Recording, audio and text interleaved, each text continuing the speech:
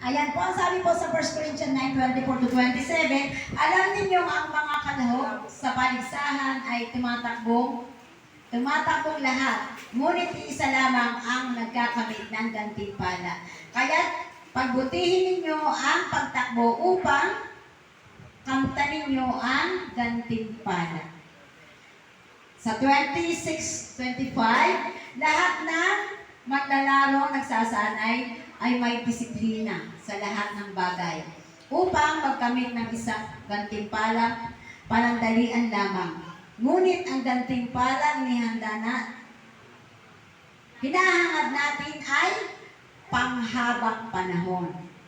26, hindi ako tumatakbo ng walang patutunguhan at hindi ako sumusuntok sa hangin. Ayan po, di ba? 27, subalit, pinahihirapan ko ang aking katawan at sinusupil ito upang sa gayoy hindi ako maalis sa paligsahan pagkatapos kong mangarad sa iba.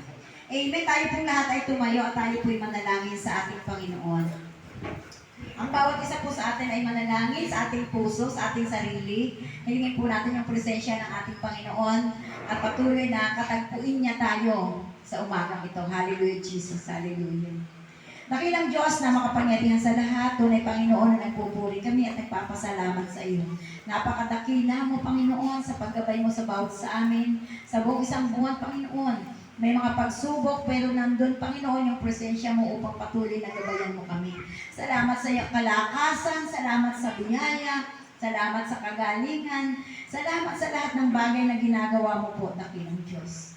Amang banal, Lord God, dalangin po namin ang pagsama ng iyong Santong Espiritu. Punuin mo po ang aming mga puso upang maranasan namin yung kagalakan, yung kauhawan sa paglilingkod sa iyo, Panginoon. Alisin mo po, Panginoon, yung mga bagay na makakahadlang upang kami ay magpuri at sumamba sa iyo, Panginoon.